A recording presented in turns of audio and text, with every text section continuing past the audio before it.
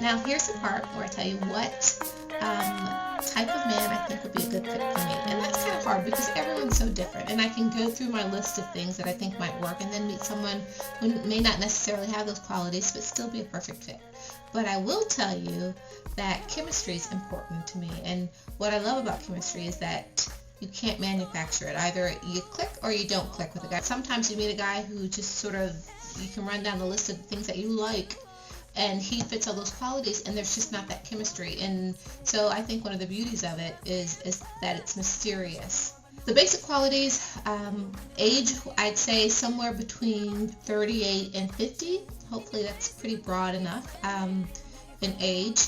And I would say that he should be taller than me. I'm 5'2". In terms of looks,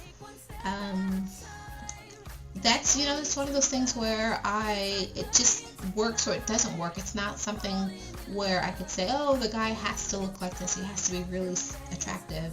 And attractive, I think, a lot comes from personality, and a lot comes from behavior, and a lot comes from the conversations that we have, and that will make me attractive to someone. And in terms of ethnicity, I get this quite often. To me, it doesn't matter what race you are. So I'm definitely open to dating men of different races. One of the qualities that I love to see in a man is a sense of humor, and just sometimes even being silly. Like, I'm not looking for a comedian, but just someone who just doesn't take life so seriously. The older I get, the more I'm learning not to take life so seriously and just have fun and be silly and find joy in life that way. Because you can be in any situation and see the humor in it if you choose to, and that's hopefully how I choose to live my life.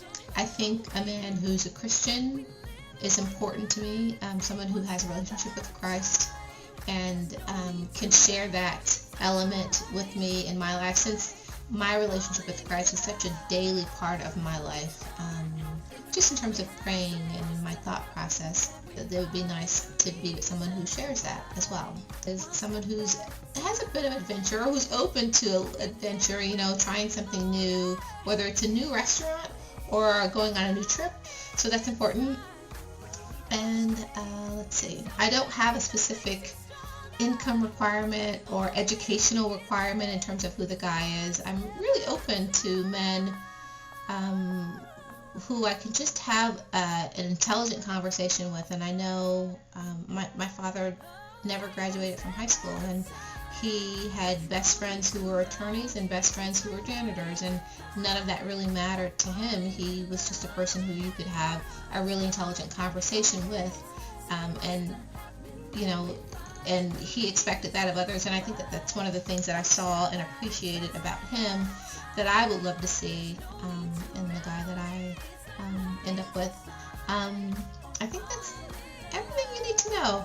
So I look forward to meeting you. I look forward to getting to know you. And I wanted to say thanks for taking the time to get to know me.